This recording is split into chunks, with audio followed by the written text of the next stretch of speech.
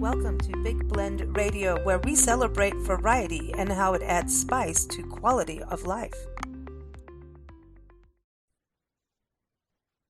Hey everybody, it is Cinco de Mayo here on the Big Daily Blend podcast. You know, every first Sunday we have Johnny Schaefer, who's an amazing vocalist and composer and producer, and he is back on the show. So every first Sunday I said, Johnny, it is Cinco de Mayo.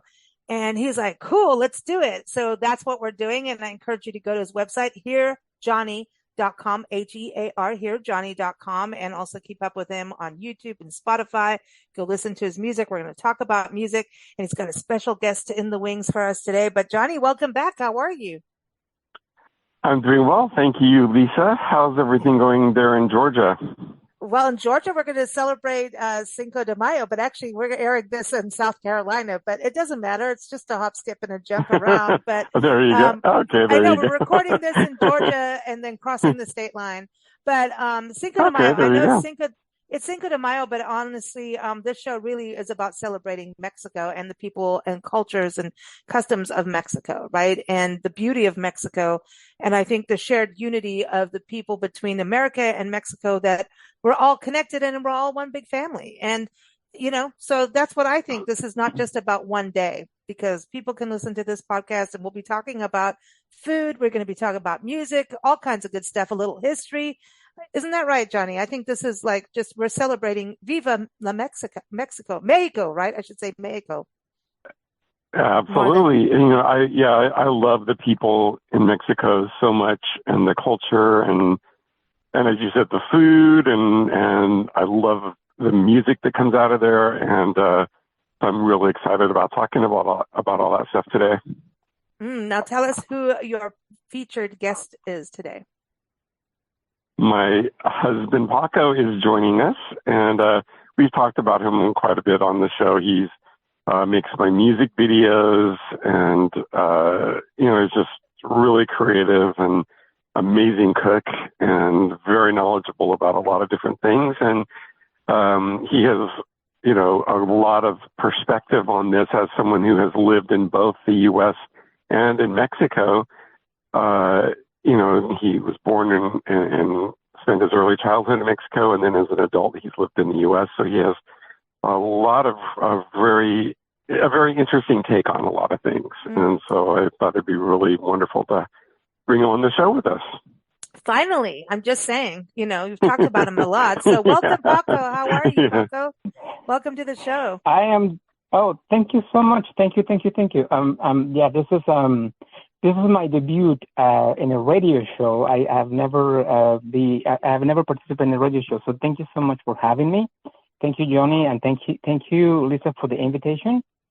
Oh, and, you know, Nancy's just upset that she's not here, but she's helping some artists on some work. But she just is kind of bummed because, you know, Johnny's always raving about you, and we watch all the videos that you've made for Johnny's music, and you know, we love the work that you do. I mean, it's vibrant and it tells a story, and you've got that way of understanding each beat of the song, each lyric, and just connecting it all together. So you're very, very talented in what you do. Oh, well, thank you. Yeah, I try to do my best. I try to reinvent every single video that I make. Try not to, just to be different, and also feel the song. Sometimes we agree, sometimes we disagree, and most of the time, whenever I make a video for Johnny, I give him my cut, which is what I do with most of my clients. I give them what I feel, unless they give me instructions from the beginning. But otherwise, if they just let me choose and do my thing, then I'll do it. And if they like it, or they want modifications, that's fine. If they wanted to redo it, then I'll just ask them, well, now you just give me instructions and I'll try to achieve what you want.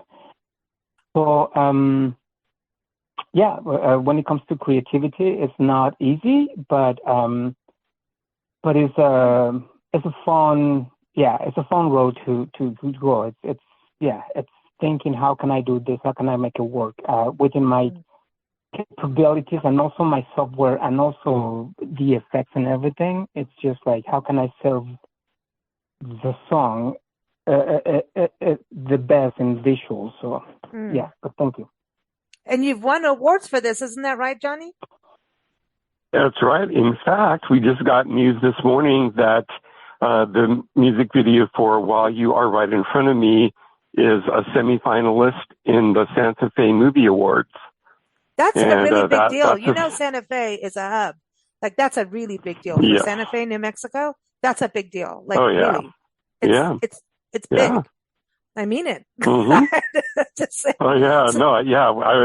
I thought, it'd be fun to see, this festival focuses on indie projects, and they really want to highlight the work of people that aren't tied to big industry conglomerates and things like that, and so they shine a light on the work of people like us, and so we were really thrilled to get that news this morning.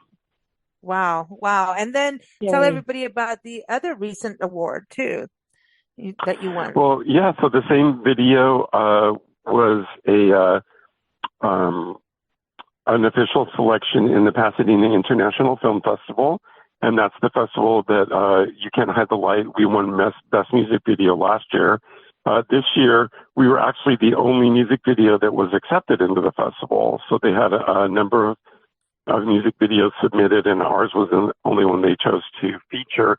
And it's really fun to see, our work on the big screen, to hear my song bouncing around the theater, and to see, it's weird to see my face that big, but Paco does a good job of making me look good. So, and he, during COVID, he hunkered down and just really investigated what all the software can do, and created really beautiful visuals, graphics that really highlight what the song is all about. Wow. So, Paco, what's it like to see the video like on like the screen, like what Johnny was going through? Were you going through the same thing as a video maker? Definitely it's a very nice experience, because it's not the same when you see it on your your screen, your regular monitor at home, or your tablet, or even the TV, or the phone. But sitting in on a movie screen where everything is dark and it's actually set for a projection to show, it made me happy. I'm a very modest person, and I don't like attention, but I was proud. I was really proud. Of course, I saw details that I was like, I should have done it. I have to correct this. And I have, you see all the details as a video maker. You see the details that I should correct, maybe, or I should have done. But besides that, I think my work had quality, and I was proud. It's one of those moments that I felt proud. I felt happy. Just to see awesome. My project, my project on the screen, and I created the video, and then my friend Daniel Henry Smith helped me to polish it, because he has the knowledge of polishing, color correction, and all that. And by the time I was done with the video, I was mentally tired. Plus, I had some other work projects, and I didn't want to spend a lot of time doing and learning something that I wasn't back then. I wasn't capable to do. Now I am more capable, and I have the correct equipment. But I'm very lucky to have my friend Daniel and willing to help me to polishing this. So it was a great experience, and also just watching it on the big screen, it was very good. It was a very good experience. I was going to say, Johnny, I think that's the thing. These kinds of projects take all kinds of people to come together, and it's basically like Paco was saying, it's like, okay, I've got this friend who can do this better. Let him do it, right? And isn't that what happens with, here's one song, and like all these different people are part of making something happen. It's a community. Yeah, really. absolutely. Walt Disney always talked about that. he said, I'm not particularly that talented, but I know how to bring people together. That, he was always on the lookout for people who excelled at doing specific things that he needed to have done. And so he found the best person that could do each different thing. And so he just assembled this team of amazing people. And, with every project we do, like when we did You Can't Hide the Light, I had this vision of having the dancers and everything that are in that video. And Paco and Daniel were friends with the people at the Lineage Performing Arts Center in Pasadena, and they have a choreographer there, and Hillary Thomas. And so we approached her, and then she, brought the dancers in, and then we, Paco and Daniel had a specific idea about how to photograph it, and it's one long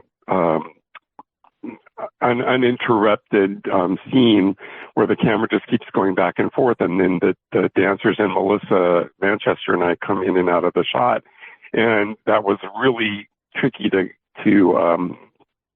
coordinate. And so they brought in another person to help them with all of that. And so it's all about collaboration and finding people that share your vision and have the same the same or that could do things that you can't do, or we can, each of us can only do so much. And so it's always it's budget, of course, plays a big part. One thing that I've been really proud of both years when our videos were screened was every other video and short film that we saw, at the end there was this long list of people involved, what, Paco, 20 or 30 people or more, and then ours is this tiny little crew, and I'm just so proud of what we were all able to accomplish. Stefan Oberhoff produced that track musically with me. Our friend Wendy McKenzie sang backup on that track, and so a lot of people get involved. But I will also say that for the budget that we have and the small team that we have, our product stands up against others that have way more people involved. So I'm kind of proud of that too. Yeah, you should be. I mean, that's a thing. And I think sometimes when you have a big budget, you blow it on things that you probably didn't need, and I think you get more creative the tighter the budget, you have to, and it forces you into a new place. And Paco, I can hear you. Is that true for you as a filmmaker? I just wanted to add to what Johnny said first before I forgot. I think the key is also respect. We respect everybody's idea and everybody's feel, right?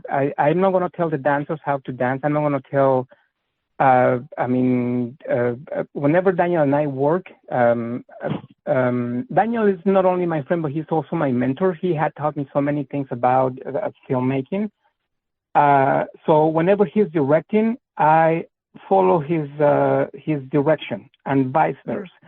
So that's even though we both are creators and we both have input, we share the idea. We do post-production. We spend time doing post-production. So since the budget is very tight, the production is it has to be fast.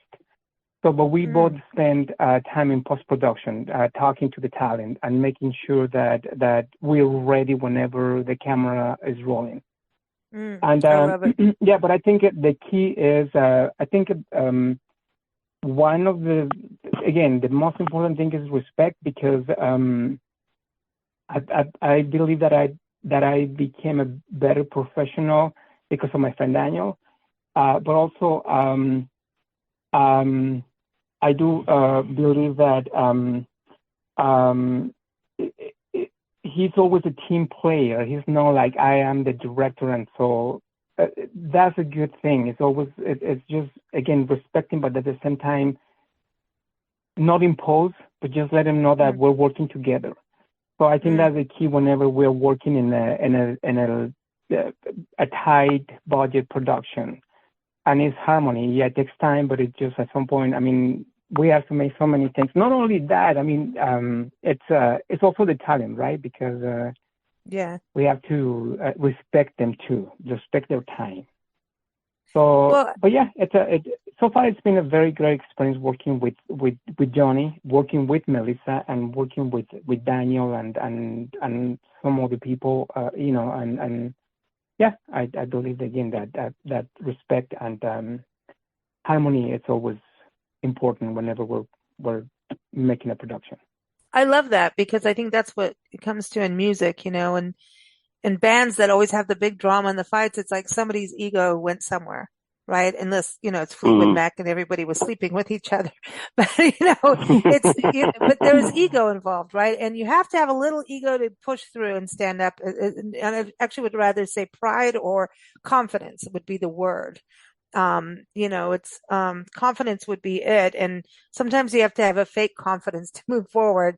So I just, you know, to me, it's like when I look at everything, I as being in a band myself and everything, and years ago, it was always about go out there and be able to bear your soul. You have to be around the right people, and sometimes you have to bear your soul even if they, you know, aren't the right, you know, they may not be the nicest people, but because sometimes it's about what they can do.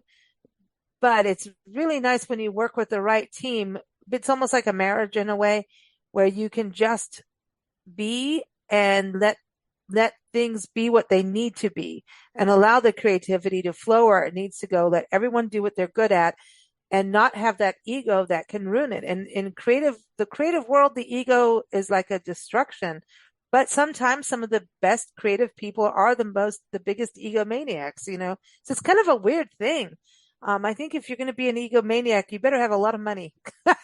Because you're going to have to keep hiring people, and that's in business too. It's in anything in life, right? But let's talk about Mexico now, because you know, Nancy and I used to live in Mexico, just south of Ensenada, near La Bufadora, in a place called Punta Banda.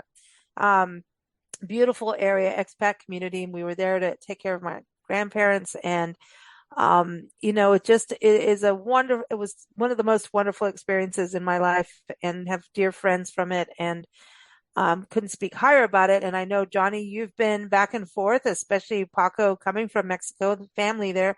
Paco, can you tell us a little bit about the community where you were born and what it's like?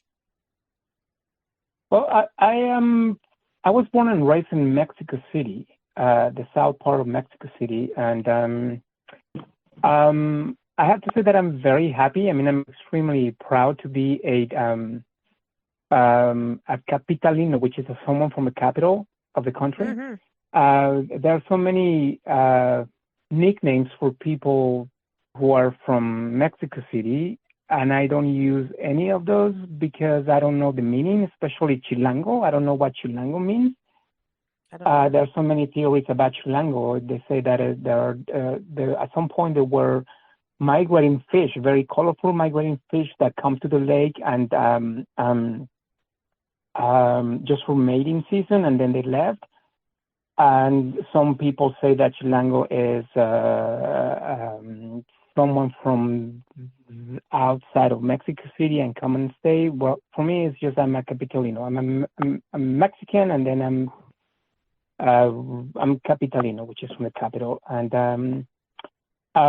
yeah, I have to say that I'm very happy to be from Mexico City because everything kind of looks it's more colorful, I guess, and it's more festive, and everything tastes better without disrespecting, you know, all the cuisines that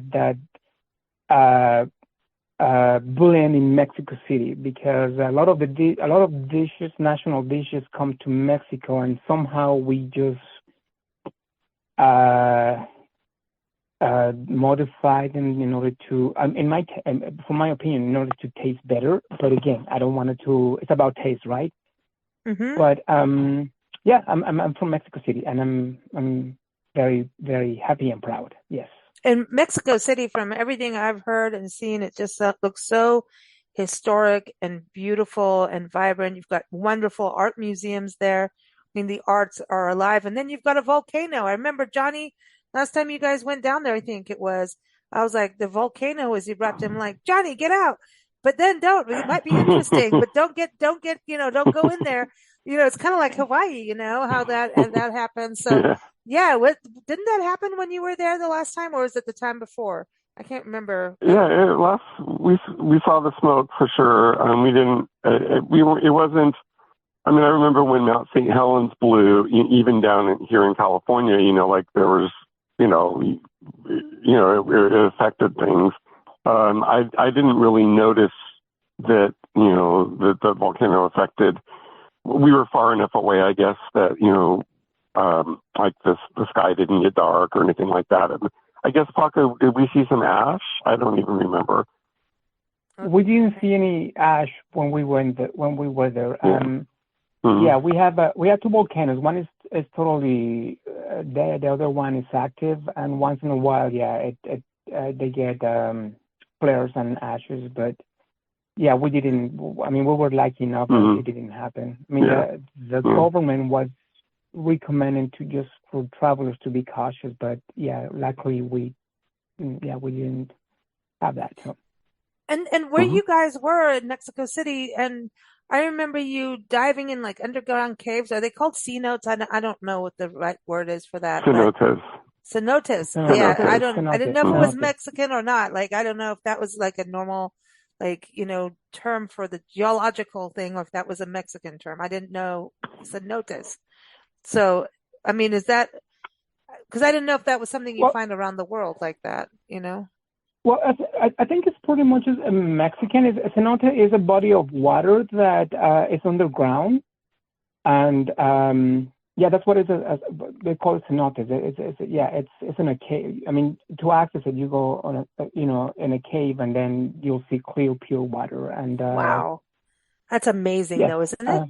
I mean, that's like when we lived in near La Bufadora. La Bufadora has a blowhole, and they call it. There's like a legend of it being this whale that got trapped within the rocks. And this area is so rugged. I mean, it's on the way to the Sea of Cortez, right? Which is like prolific in regards to biodiversity and everything. And what was interesting is like here you drive down, if this route from San Diego down to Ensenada is this beautiful highway. It's it's a famous highway in the world. And, I've driven it a gazillion times. I can do it in my sleep, It's beautiful because you got the cactus, you got the ocean, but the ocean you got the beautiful beaches, but you've got this rugged, rock as well, volcanic. And when you get to La Bufadora, oh my gosh, this spray comes out of the blowhole, but there was this legend of this whale that got, like a baby whale that got trapped in there. And so the blowhole is from the blowhole of the whale, of the water coming out, which is quite cute. So everybody was, whale t-shirts and everything, merchandise wise, but it's so cool to be there. And I love all the legends, but the food, I'm telling you, man, the food and because they were growing out there. They had a farm that was growing baby vegetables. I mean, obviously all vegetables have babies, they start at that time, but these baby vegetables were the main thing that they imported out. And I have to tell you, like a baby carrot was like it was real. And it was delicious. I mean, this wasn't baby carrots that they took the big carrots and shaved down. These were real baby carrots. And, it was like you could taste the flavor and some of the mole. That's it. There's this pollo, we call it the pollo place in Ensenada. And I don't know if Papas and Beers, it's right across from Papas and Beers. So then it's like pollo is part of the name. And we went there one time. We've been there a gazillion times and had this amazing chicken dish with this mole. And I wasn't quite aware of mole at this point. It was still very, very new to Mexico, and driving there was a whole other thing. But anyhow, every time we went back there, this was not going to ever, that's how I learned, like, you better appreciate that mole that day because you're never going to have it again. It's like, that's it. You had this incredible flavor that blew your mind. I mean, it was like the best, whatever, you do want to have a cigarette afterwards, is what I'm saying. It was so good.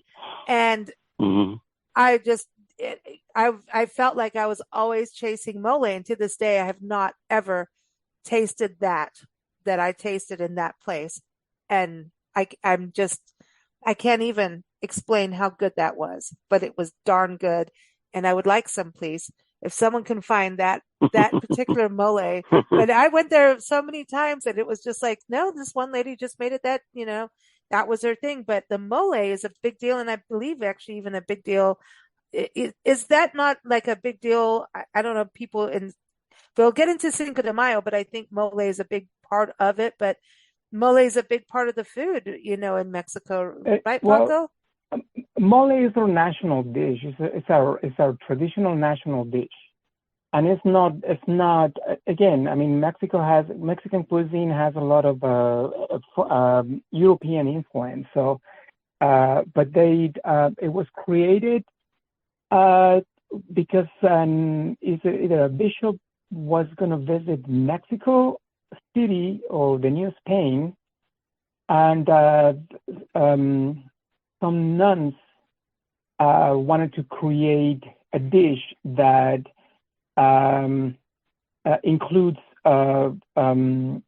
native ingredients and European ingredients. So they came out with mole. And the best national, well, not the best, but I mean the national dish is Puebla, which is, again, Puebla is a batalla. The Cinco de Mayo is related to Puebla too. Puebla is a state in Mexico. And so the best, the national dish is mole poblano, Pueblan mole. And, but when it comes to food, I mean, Mexico is a big territory. We have different states and different regions also.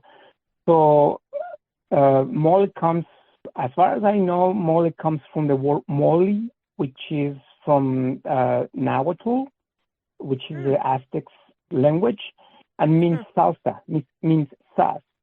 So it was no word salsa. It was if someone wants to refer to chiles with tomatoes, and because we didn't have any onions or cilantro, they were not from here. They were brought from Europeans, and even garlic. I mean, they're not from the New World. So, but this mole is what was known as sauce or salsa. And it became mole. They use the word mole. And so, they use European ingredients with Mexican native ingredients, and they create the mole paste. And it wasn't with chicken. They serve it with turkey. And when you think of turkey, it could be very gamey, but it also could be very dry meat. It's not as juicy as as chicken. So the reason why mole or most of the moles are very heavy and hearty and tasty is because the meat, the traditional meat, which is turkey, is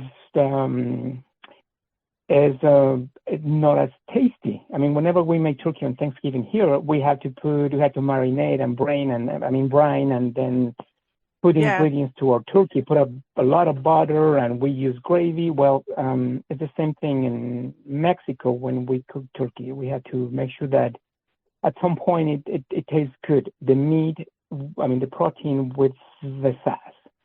Same thing it's a balance, right? The same thing with here on gravy. I mean, turkey and gravy here. The gravy has to complement the meat. And so, that's where mole.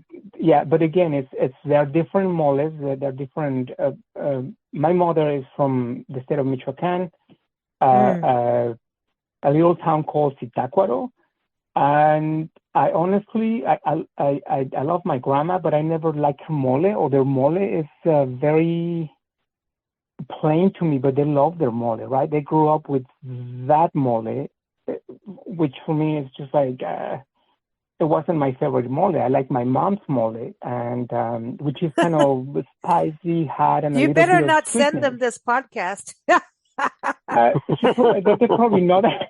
I mean, sometimes I crave it, but I have to be in the mood, right? Again, you grew up with certain taste of food, and then you want you always wanted to mimic that. The reason why I like to cook, or the reason why I cook, is because I love to eat. It's not because I really wanted to spend hours in the kitchen cooking. It's just because I really wanted to taste something good whenever I sit down and enjoy my meal. I wanted to make sure that if I messed up, then there is nobody else to blame but me. But if it is good, God, it's like, oh, I'm so proud, I'm so good, I'm enjoying my meal. It's an art, man. It's an art. Oh yeah, and it's a time consuming and it's an art. Yeah, cooking is when we talk about having cooks in houses or homes, back then it was a full-time position. Even being a housewife was a full-time position. And because sometimes, I prepare our dinner, for sure our dinner is prepared at home from scratch. And when I say something quick, it probably takes an hour and 30 minutes. And I'm not kidding, right? That's something quick because I have to chop and dice and fry. And also, I have to watch carbs and sugar intake and all that. So I pretty much make our dinner from scratch.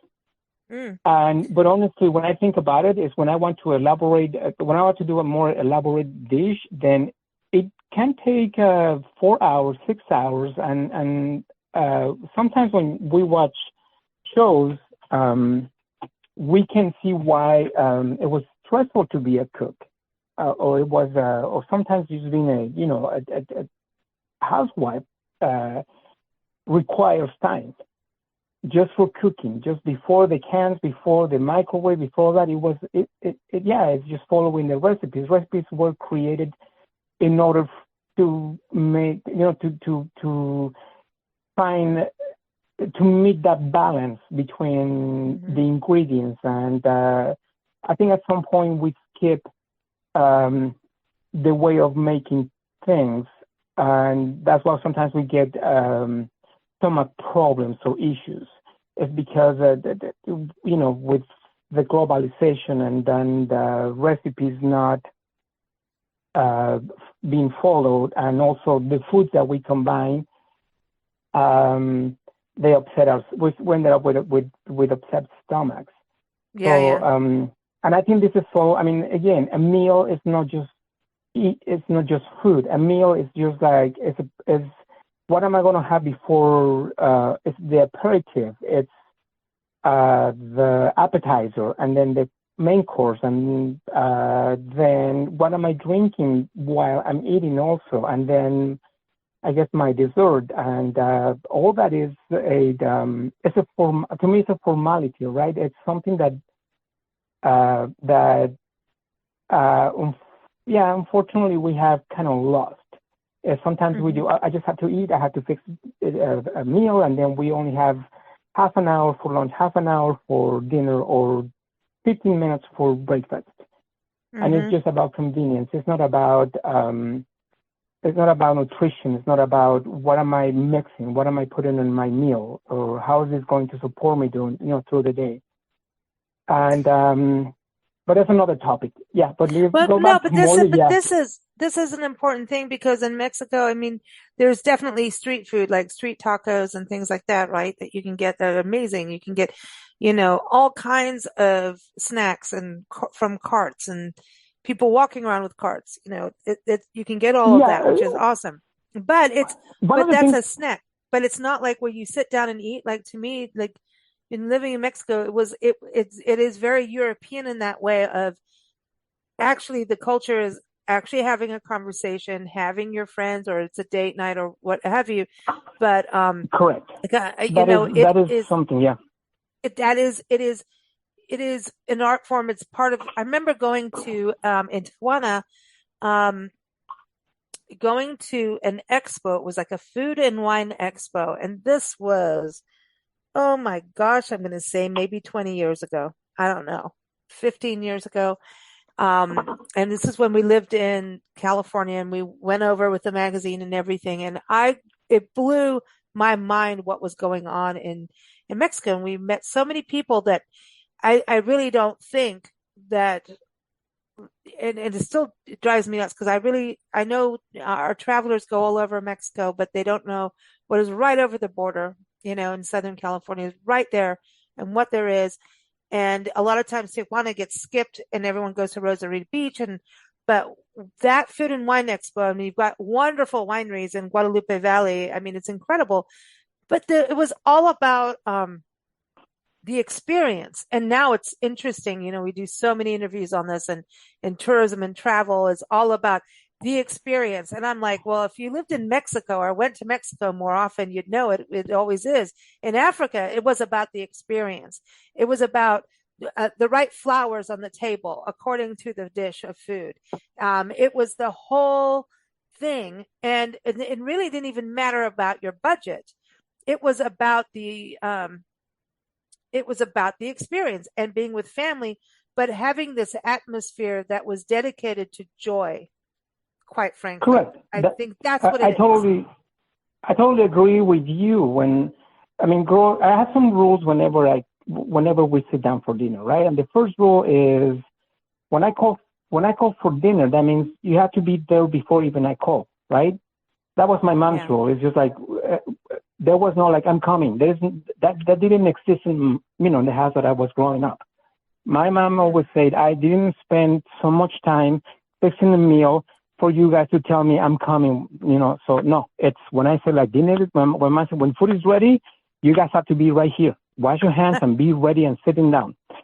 And that's the first rule. The second rule is hot food needs to be eaten as hot as you can, right? Yep. And cold food the same, right? It's not like I'm gonna sit over my salad I'm gonna eat my salad within 30 minutes. No, right? Or I'm gonna eat my hot soup during the winter, within 30 minutes. No. It's meant to be hot. It's meant to be cold. So those are the things that my mom always said. My mom had 10 kids. So by the time my mom was done with cooking, oh my gosh. But by the time my mom was done with cooking, she did not sit down and eat with us.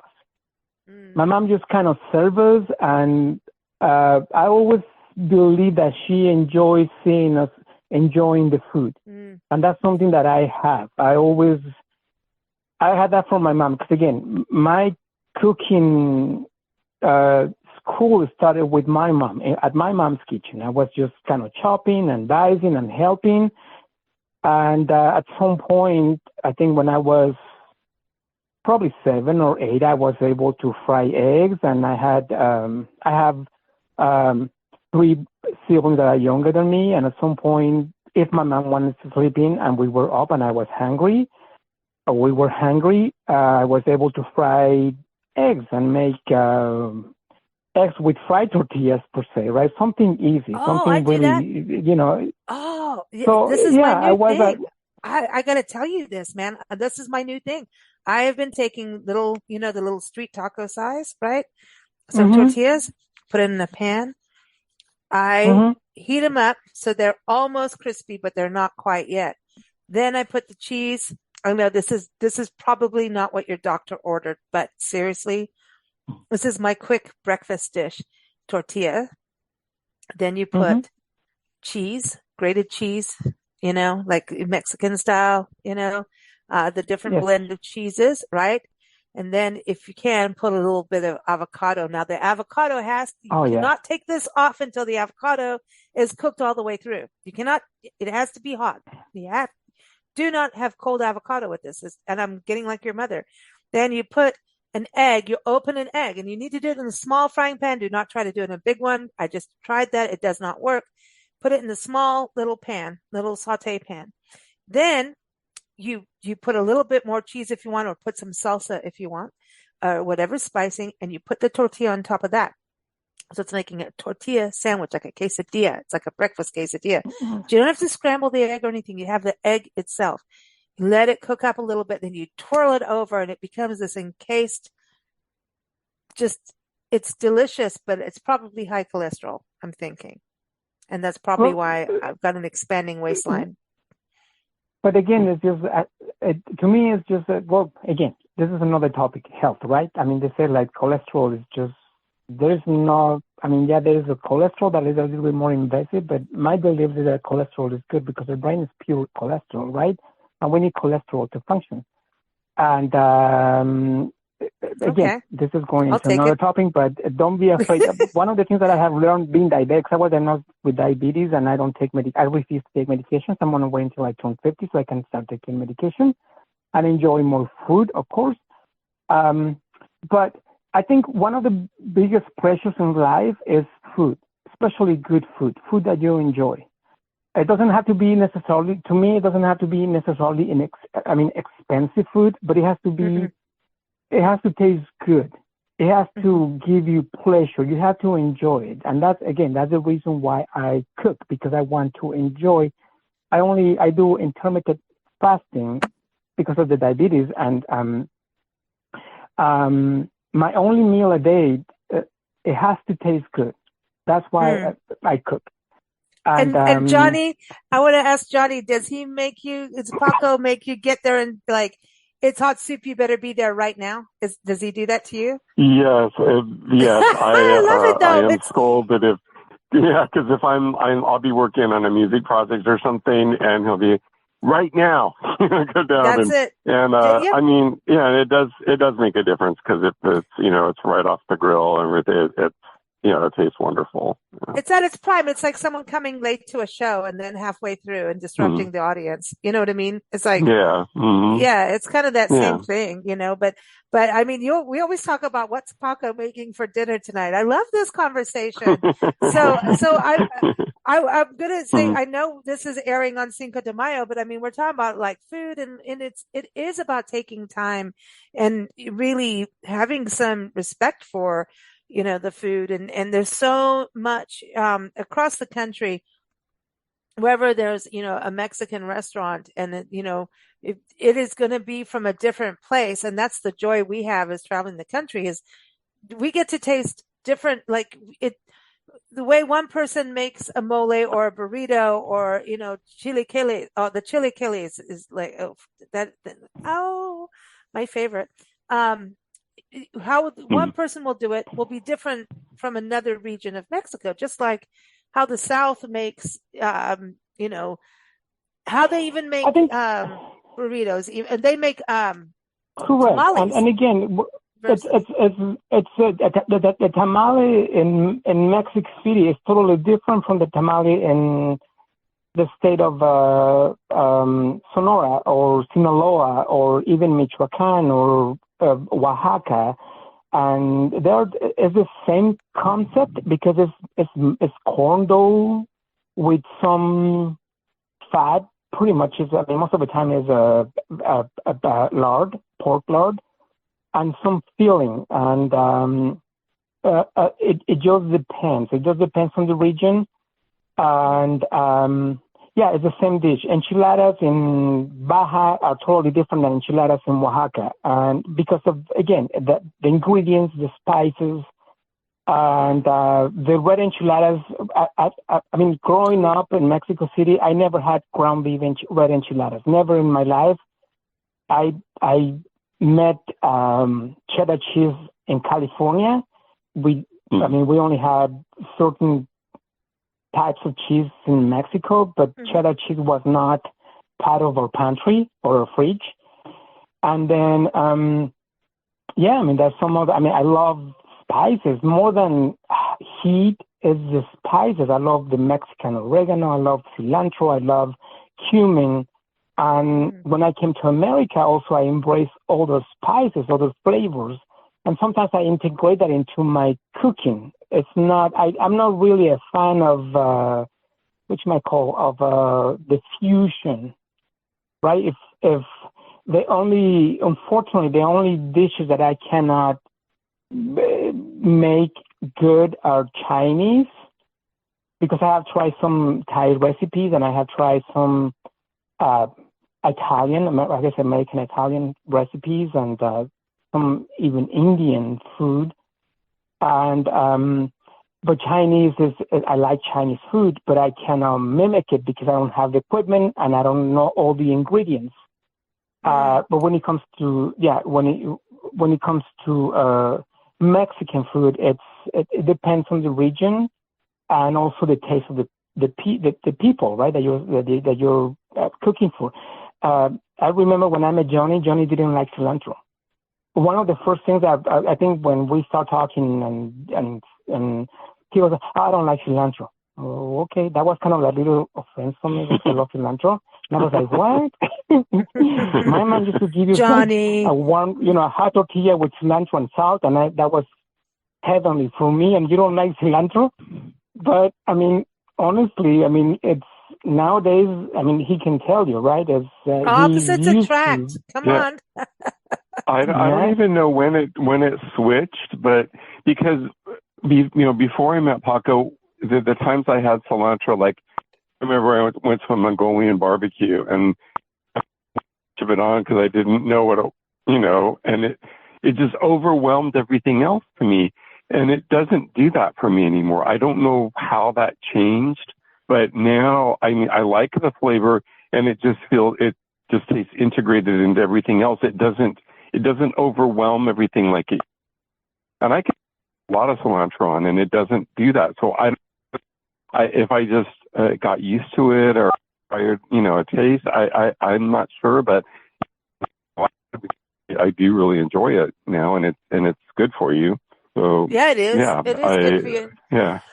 I was always weird about cilantro and parsley, and they're related, and I just found out like how good they both are for us, and it's good for our bodies. Like celery is really good, but there's so much food in the Mexican cuisine, and I loved Anthony Bourdain.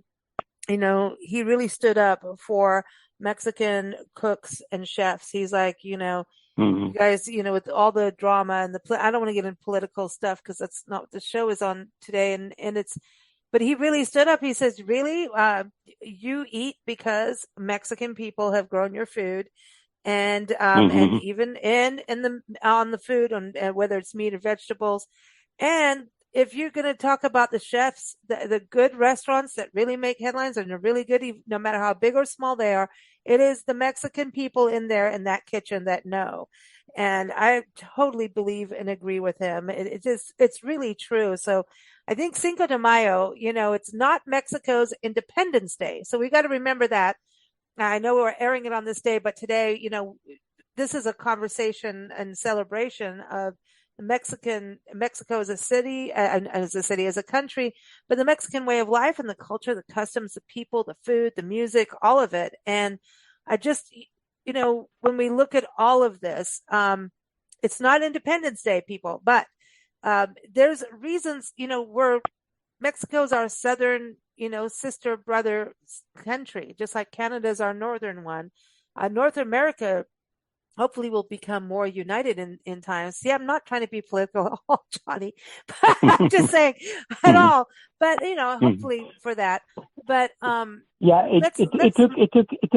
it took hundreds of years for the European Union to become to a common ground, and we are honestly the new world. I mean, honestly, it's going to take us probably a few hundred years before we can embrace and highlight each other's diversity. I don't think it's different. It's just the diversity, but I think we're on the path. And, I think so. We'll get there. We'll get there. Yeah. But Cinco de Mayo, you have a little backstory on this to explain why this is not Mexico's Independence Day, but this was really a battle that really also, this is kind of a united celebration of the Battle of Puebla. Correct. Yeah, like I mentioned before, Puebla is a state in Mexico. And Cinco de Mayo in Mexico is, at least in Mexico City and the middle of the country, it's more a formal celebration. It's more a military and patriotic celebration, because it was a time where, when Mexicans defeated the French army. And they were. I think the French army had about 6,000 soldiers, and the Mexican army were not only soldiers; they were local and farmers and people. Local people that joined the army, and they were about 2,000. So it was the day that that Mexicans defeated they defeated the French army, and there was a reason. I mean, again, this was totally unexpected, right? I mean, Napoleon III really thought that it would be a very easy taking over, and marching and taking the capital. But in order for the French army to get to the capital, they landed in the port of Veracruz, and then they had to go to Puebla, and then that's what it happened in Puebla. It's called La Batalla de Puebla, the Puebla battle, and we know them as Cinco de Mayo, and that's when it happened. I mean, sadly, a year later the French won, and but it's the president declared this as a patriotic and national celebration, because the victory of the Mexican army was unexpected. And again, this was not just because won. The underdogs correct. won. And this is not just because France wanted to take over. No, I mean, France needed an excuse. I mean, the country was broke, and the country had debt to Spain and England and France. And Spain and England said, well, you pay me whenever you can. And then France said, nope, I don't want that. I'm not going to wait. So I'm going to try to take over the country and expand the empire, the French empire. And at the same time, the civil war in the U.S. was happening. So the plan of Napoleon was to support the southern states and, become allies with the southern states. But once the civil war was over, then France did not want to support the invasion of Mexico, and they just withdraw. So I think that's the reason why Americans, people in America should celebrate, because if France would conquer Mexico and support the southern states, then the history of America would be totally different than today's. Exactly. Yeah, it was still. This was a battle that it saved both countries, basically. It's correct. Yeah, once the Civil War was over, President Lincoln did not send support to the Mexican army, but the government expressed the dislike of French trying to overtake Mexico. They were always opposed to that. However, there was never, they never support, they never sent troops to Mexico to support. But I think it was a win-win. It's part of history, and Okay. I think this is good history for us to know, because I still say we get to have a margarita and, some enchiladas or whatever we want, and play some good music. And I think that's the thing is, and to watch movies too. That's the other thing. You make films too. There's movies that, are about both sides of, unite. I think it's about unity when you look at it, about both countries being united. And I think Los Angeles has the biggest Cinco de Mayo festival in the country, is in Los Angeles. It was one of them anyway. When I was growing up in Porterville, for whatever reason, we had a big Cinco de Mayo parade. I mean, all the high school bands marched, and there were all these floats, and I think it was the biggest parade in the valley. I don't know how much they've carried that on, to be honest. I've kind of lost touch recently, but when I was growing up there in the 70s, Cinco de Mayo parade was one of the biggest parades of the year. The only bigger parade was the Veterans Day parade. But yeah, it was and everybody came out from the town, and there were lots of Cinco de Mayo parties and all that, and I don't think most of my friends had no idea why they were doing it. It was just, it's a Mexican holiday that we're celebrating. No, they probably thought they probably thought that it was Mexico's Independence Day. Yeah. Because like we talked about the 4th of July, so it's the 5th of May. Correct. So yeah. Yeah, no, but I think this is the celebration or the festivity of Cinco de Mayo in America. It's of course it's bigger than in Mexico, right? Except for the state of Puebla. The state of Puebla is a big deal for the state of Puebla, right?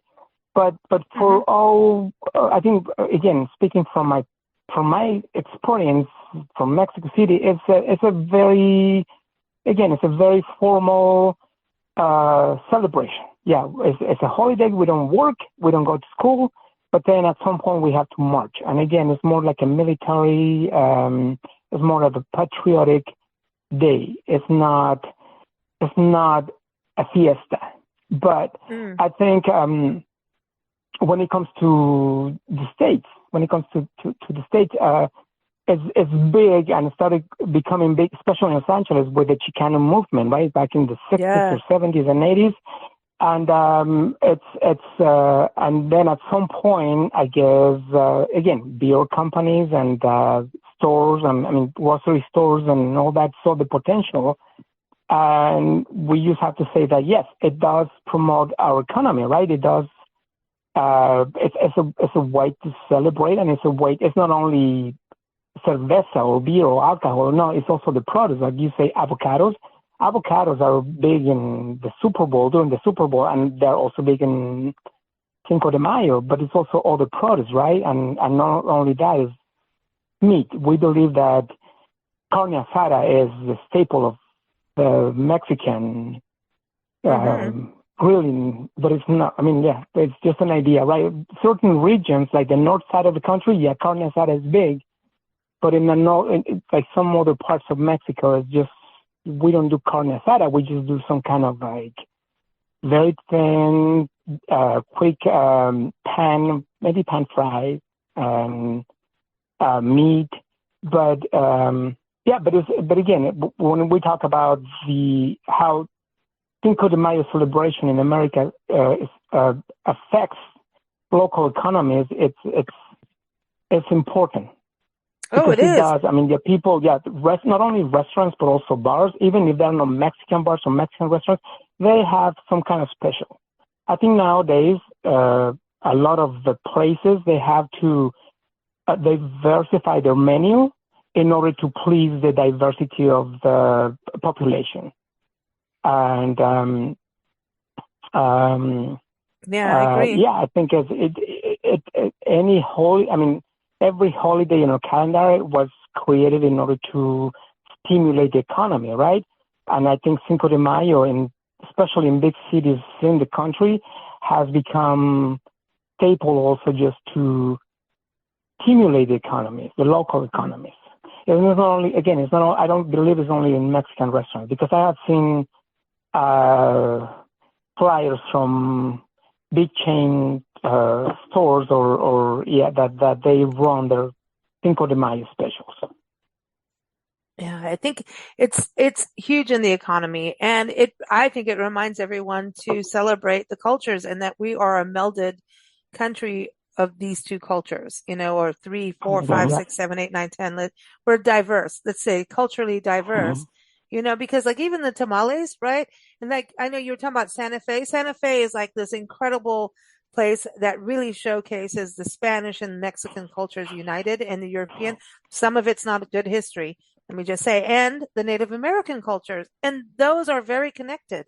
Mexico and Native American cultures of our country, which a lot of times these were moving tribes that even came from Canada down. There's the Afro-Latino side of it too. Oh, yes.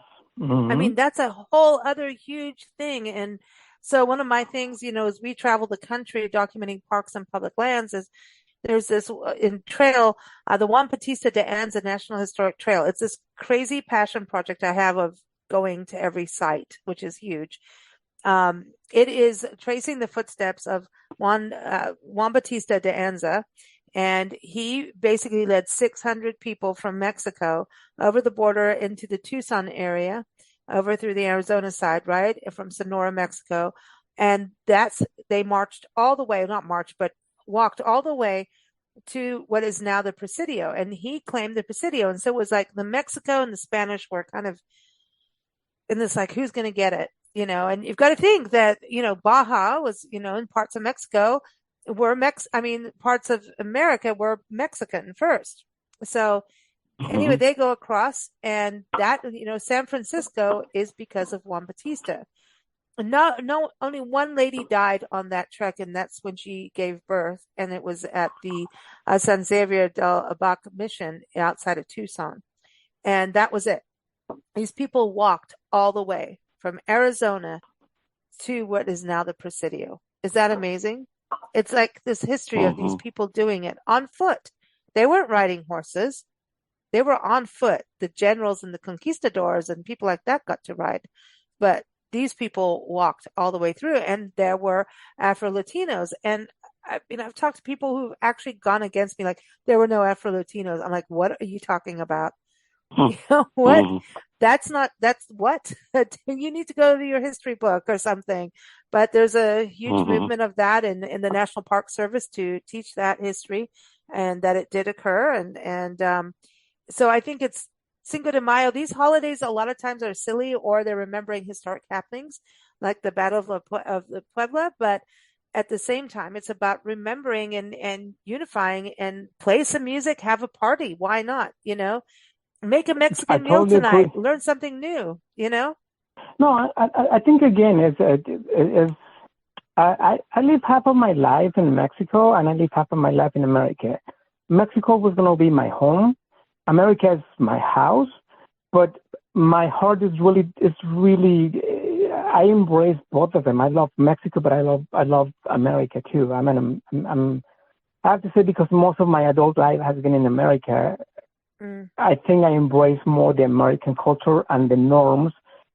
I love Mexico, and I love my culture. I love the richness of my culture, the music. There is no way that I'm not going to cry whenever I hear mariachi music playing live, honestly.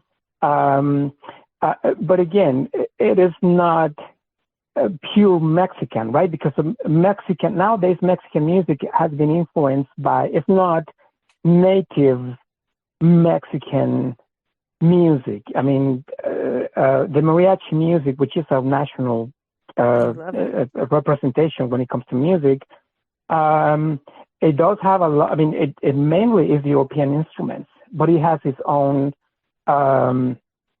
identity. It's the same thing with food, right?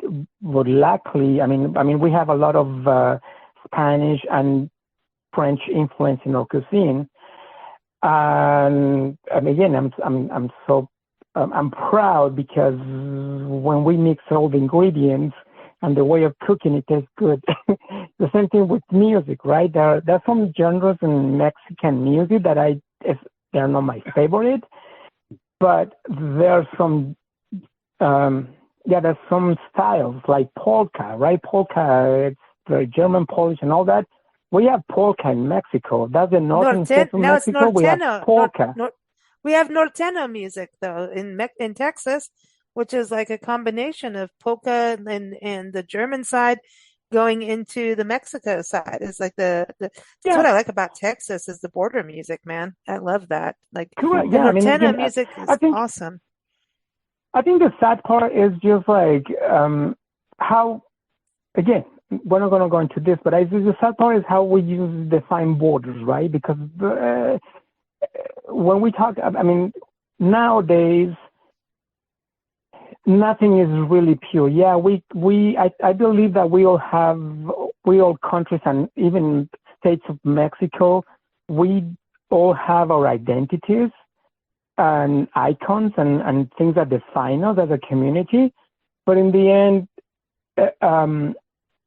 we are influenced by each other. There is, and I think the influence is for good. I mean, honestly, it is for good. It's a hamburger tastes different in America than it tastes in Mexico City, right? Mm. But I'm so glad that I got to taste both of them, right? And it's the same thing. A taco tastes different in California or in America than it tastes in Mexico City. Mm-hmm. But I'm glad, and I think it's I think hopefully at some point we'll just learn to embrace our diversity. I don't think it's different, but our diversity and enjoy more than trying just to focus on like what's so different between you and me, and just like what can bring us together. And we're just talking about Texas, right? I mean, people really focus on the territory. Oh yeah, this was at some point was part of Mexico. Well, let's just go back, and honestly, the land was a land. I think the natives never said like, okay, well, the Aztec Empire goes all the way to California and Oregon and Texas. I mean, what now is Texas, and it's how it was claimed and how it's now divided. But I think at some point, I mean, the native had more harmony, right? I mean, and again, I'm not going to say much because this is another story, but Aztecs were not very, they were warriors too, right? They were conquerors too. They like to go and take, and so that's another story for the independence, Mexico. I mean, Mexico's Independence Day, but yeah, it wasn't the reason why they also, I mean, Pain came and conquered them is because a lot of other ethnic groups actually joined the Spaniards in order to conquer Mexico City or Tenochtitlan. So it wasn't, they were not, I mean, again, go ahead. Everybody wants something of each other's countries, and the whole border thing, I get it, but it's like, okay, come on, you know. So it's everybody wants to take something from somebody somewhere. I'm one of those people who don't care about I think I honestly think that we all are. I wish we were in the world where we didn't need passports and documents and you know, but that's not the way human. At some point it has to happen. I think at some point it's going to happen. You and I probably won't see it, and hopefully we will, but honestly, it takes time. Honestly, we have to go through tyrants first. I think it's honestly, it's just about, it's to me, it's just it's a trend, right? It's just like, this is trendy right now. But when I talk to Johnny and because again, I have lived in different countries, right? I mean, I long periods of time I have seen, and I worry sometimes, but in the end, humanity has to, we have to overcome all our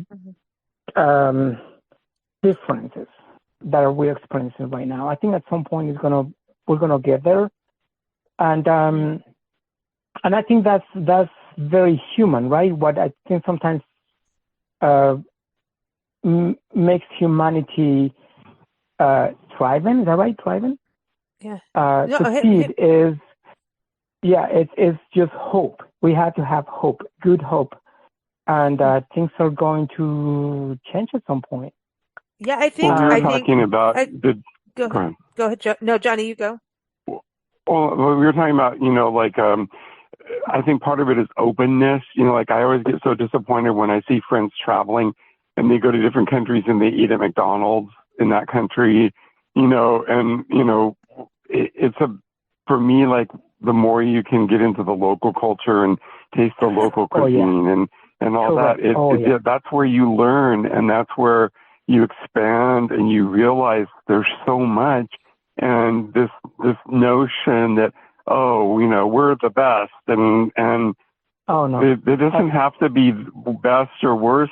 It's all all the different flavors and all the different amazing, things that we can learn from each other and share with each other. And we can see, oh, we're similar in this way, and oh, we're different in that way. And that difference is really interesting and stimulating and cool.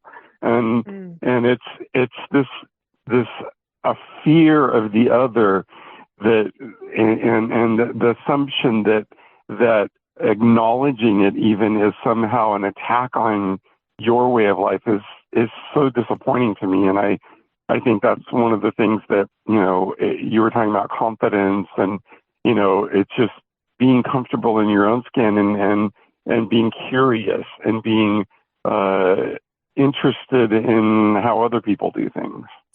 I want to piggyback on that. I think just real quick on this, because I also want to tell people that May is Small Business Month, and May 19th through 25th is Travel and Tourism Week.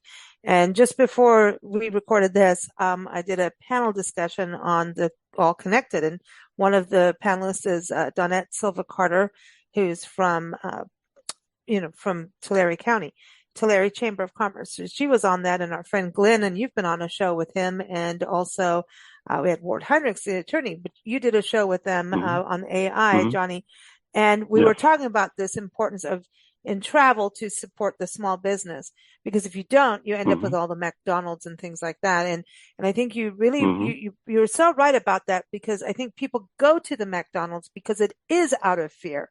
Like in Mexico, when Nancy and I lived in Mexico, people are like, well, can you drink the water? And I'm like, oh, I'm like, I'm trying to watch my language. It's like, really, there's different water systems in Mexico, just like in every country has a different way of they get their water. Where we had a pila in the house, and people would deliver water, and people delivered baked goods to your house. They drove around with a car with baked goods.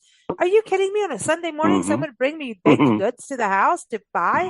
Like, who does that? This is awesome, So it's this fear factor was like, well, what's in the baked goods?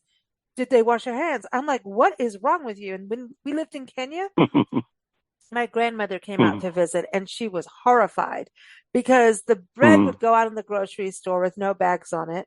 I mean, it's like, and so we were just used to all of this kind of stuff. And I mean, we went to the butcher, and they actually chopped it out on a tree stump. Yeah. Oh my God. She wouldn't eat. She would not eat for her first week, and eventually out of starvation, she ate. And I was like, do you need a can of Spam or something? Cause here we eat real food, and there is, a can of something is almost a luxury, because you're importing stuff now. Cause we didn't have imports in Kenya. We had, sanctions were being put on our country when we were living there. And that meant you didn't have, at one point, there was no way to get your tire repaired if you had a hole in your tire, which happened all the time on Kenyan roads. We used Band-Aids. Everybody used whatever bandages they could just to get from A to B. And of course that didn't quite work. But this is the way the sanction thing should be stopped. It hurts the people. It's a political economy game that actually hurts the actual people of the country. It's insane. But this is the thing. It's that fear factor. And that's what I love about this conversation with the two of you, is that let's just go. And that's the beauty of travel. And music does this as unity. Music does that. It's like, oh, we can enjoy a song together. Maybe we come from completely opposite backgrounds, walks of life, political parties, but we like this song, Who knows what gets on the dance floor, and then suddenly like, oh, you're on that political party. I don't like you. But you liked me on the dance floor. Come on. Food, breaking bread, having these conversations over dinner, that's something important, and I think you should be there for the hot soup. I do. I agree with your mother, Paco, because someone took the time to make you something, and you should be there for when it's ready at its prime spot. Just saying. Yeah, I think there's someone, I think it was my sister-in-law who talked to Johnny and said, what was the expression, Johnny, that Rebecca used? Is it food love food, or? Oh, food love is a language. Form of love. Yeah, it is. Love what? Love what? Love language. Love language, yeah. But again, mine is food, right? Because Another, like what is she was talking about Paco. Food is Paco's way of showing he loves you. Yeah. Oh, that's among sweet, other man. things, right? Among other things. Of course, yeah. Yeah, no, but I mean, again, it's again, to me, food is one of the biggest pleasures in life, right? Among the sunset and among the sunrise and nature and colors and but food is one of the biggest pleasures in life. So Lisa, you were talking about it. Go ahead. Go ahead. Go ahead. No, but what I meant is that's a way to show love, right? Everything that I put in my mouth or everything that I taste, it had to taste good. I'm not going to put a piece of cardboard and say like, oh, okay, I'm just eating, right? Because it's pure fiber, right? But it's cardboard. No, it has to taste good. It has to have decent ingredients. If not good, at least decent ingredients. And I need to know what I put in my food. Those are my rules whenever I cook. And it's not only for Johnny, it's for everyone who come across to my table or my dining room, or if I go visit every time when I enjoy something, I wanted to share with people that I love. I love Chinese food. I love Thai food. I love Italian and French. I mean, there's some dishes that I would love to share with my siblings, especially. Some of them embrace them, some of them deny. But it's just, if my experience was good, then I wanted to try to mimic, and then I wanted to share it with my beloved ones, at least my beloved ones. Right, the same thing with you when you travel. Right, the same thing when we travel is I wanted to experience. If I have a good experience traveling to certain place, I want to share that with my beloved ones, or someone that I care for. So yes, I think it's music and food are totally universal languages, especially music. And travel, and people who travel start to, you understand what when you read the news, when people are like, when it's fake news or whatever you want to call it, like it's like you're headlining instead of actually talking about the people of the place. They blow things up, or sometimes it is real. There's good news sources, but when you travel somewhere, you actually understand the people and the place. It's like I know so many people have gone to Maui, for example, when the wildfires happened in Maui. Their hearts were broken. It wasn't just the places, but they remember their memories of the people they met, the shops they went into, maybe the boutique hotel they stayed in, that kind of thing. The people they met, it wasn't just, oh, I went on vacation there and that sucks because I just went to the beach and that's all I did. The ones who connect and actually travel and get out and meet people, they understand, oh my gosh, I understand how this affects everyone there. Like, I get it. Wildfires are terrible for everyone. You live in California. I mean, we've been through them, and we've all been through that kind of thing. And it's kind of, I think as travelers, you understand, and it just is like, oh, wow, I've been here, been there, and you have a certain attachment. And then when you go back to a place, and I call it like a deja vu dust, because we've been back through places, maybe it'll be 10 years later or something, and you have memories from before. And even the smell reminds you of the place, and you go there, and it's kind of like you're leaving a piece of you there. And it's like, it's weird, even if it's changed, and it's maybe not even in a positive way, it's almost like you were back in your body of when you were then. I hope I was skinnier, or skinny. Let's just like even start that. But you see what I mean? It's like this weird thing. So I'm very much one of those kind of woo-woo people that I do believe that we have energy, that wherever we go and whatever we do, we give it and we receive it. And so whenever our energy is, so if it's cooking, if it's music, if it's art, whatever we're doing, Whatever we're putting out there, it's gonna be in return too. So karma does exist in some ways because energy is in circles.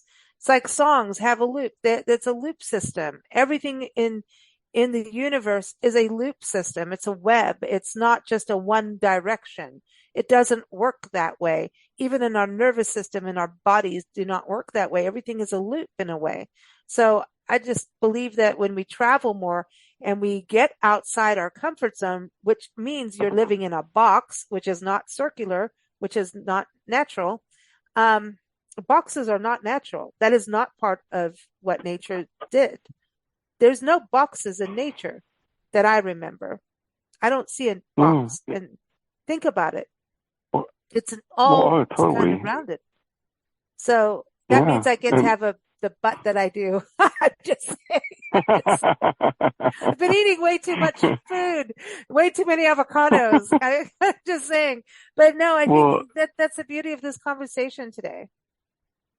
Yeah, tasting someone's food, hearing someone's music, you taste the love and the personality that someone puts into the food, or hear it in the music, or see it in the art, or in the dance, and that's where you get to know the people behind it, if it's done with love and not just quickly manufactured.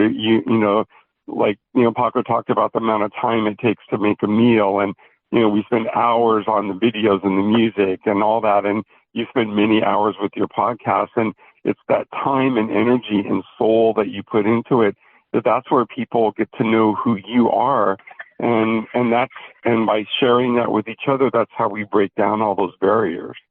Yeah, I agree. Yeah. Well, I've got to tell you, we've got to get running, guys. We've done a good long conversation here, and we're going to have a music playlist up on Spotify for everyone, with some select music that will remind you of Mexico, is from Mexico, that just celebrates Mexico and the people of Mexico, and musicians. Like, I got to put some Carlos Santana in there. Sorry. He's going in. Oh yeah. Got to have some of that, you know, so. There's a lot of different music, and you put war in there. I did not know they did a Cinco de Mayo song, Johnny, at all. I had no clue. And they're one of my favorite bands. I love them. And I get into wars about when Eric Burton was War versus the Animals, and I vote on the war side, and nobody else agrees with me. I don't understand it. They were so much better. Have you seen the old school Eric Burton music with war? Oh, yeah. Oh my God, it's transcendental, man. It's like, whoa, we're going up. We're levitating. Yeah. The Animals are fun, but this was levitational music, man. It was so good. Oh, yeah. Dang. But anyway, so it has been a pleasure getting to know you on the show, Paco. You got to come on a cooking show. You got to come on a cooking show and have fun. It'll be fun. Sure, anytime. You let me know anytime. Yeah. I feel like I'm hungry now. It was very fun. Again, it was very fun, and it was an honor and a pleasure just to be in the show. And thank you for the invitation. And thank you. Yeah, I hope I wasn't too boring. Yeah. No.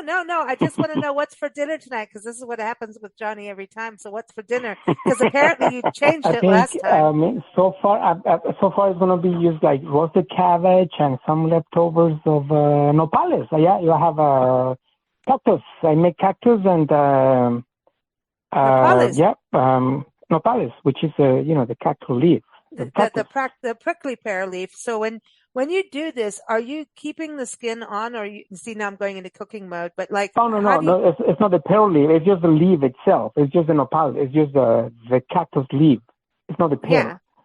Yeah. No. I mean, do you leave the leaf on? Do you leave the skin? I'm sorry, I had the wrong word. The skin on. The skin on? No, I just remove the outer coating. The outer coating, Paco. Because of the thorns, you have to take that off, right? I just trim the thorns. That's it. And then the leaf, I just slice it and cook it with tomatoes and onions and cilantro. Oh, so you just cook it like that? Okay. Yeah.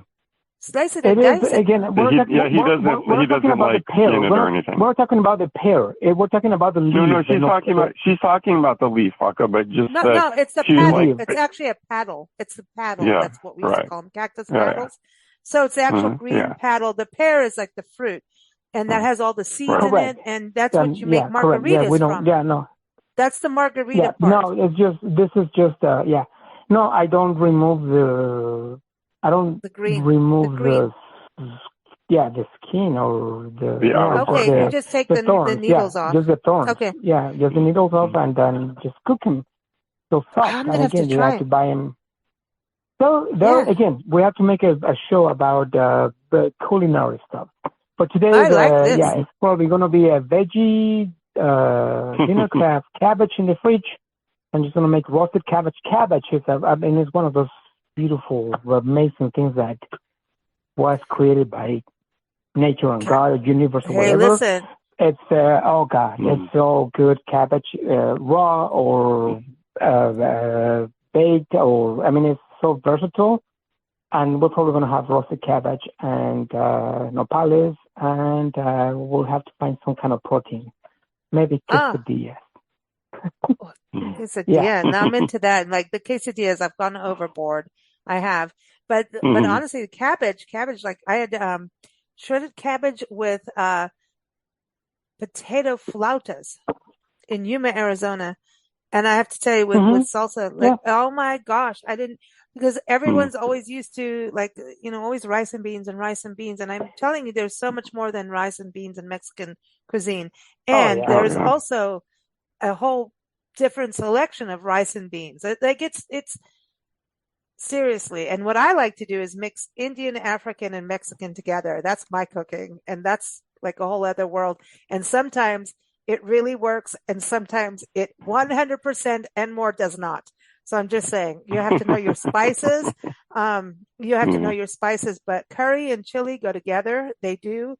And you have to, and I feel like cooking, but I can't now. So, anyway, see you when we get to Pasadena, guys. I'm hungry now. But I'm going to try and play with nopales now. I've always been nervous to do it. So you've inspired me. You've given me a tip on how to do it. So that is awesome. Johnny loves them. Johnny, when I met him, he was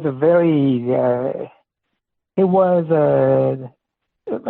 was not difficult, but he was not keen to explore. And then one time he tried a cactus with cheese and beef, and he loved it. Oh, you had to sneak in the cheese. See, that's with Nancy with Brussels sprouts. No way until there's cheese on it, then we can get her to anything green. You have to put cheese on it, and then you can slowly sneak her into it. And I don't tell her half of the things that I put in cooking, because then she'll say no. If I say there's bacon on it, she's in 100%. I don't care what it is. It's bacon. Okay. I can do it.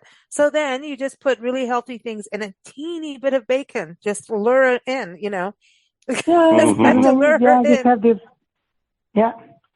Totally. And again, once you try it, again, it's just like nopales, the cactus nopales, the texture is like okra. If you like okra, you're going to like nopales a lot. Oh, it's got that slimy stuff. Like that, that's slimy. Sorry, but slimy. You might, there's a way to cook nopales in order not to get the slimy. What I'm trying to say is the texture. Just think of okra without the slimy.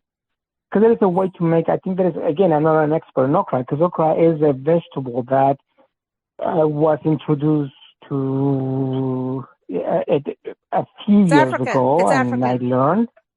And it's just like it's again. I just tried and I like it, and the nopales is similar. It's not the same as similar, but there is a way for you just to avoid that sliminess, right, Johnny? Johnny has tried, and sometimes depends on the way that you cook it. Sometimes it's slimy, but as a recipe, again, I don't change recipes, but sometimes it's just, you don't even see it, you don't even taste it, you don't even experience it, so you go like, oh, okay, it was not bad.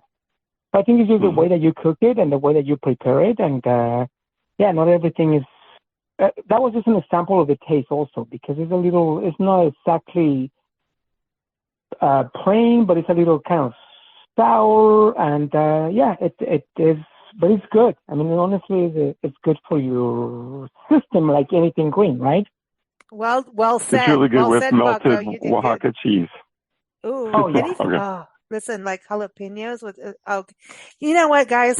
We're gonna go because otherwise we're going over our time here. But Yeah. oh man, now I'm like totally like I want some chili rellenos right now. I'm like, I want my chilaquiles in the morning, but there's a way to do the chilaquiles, and it's like it has to be. There's just certain things, and you can tell like there's like I just want to say like just let the people who know how to make chilaquiles make them.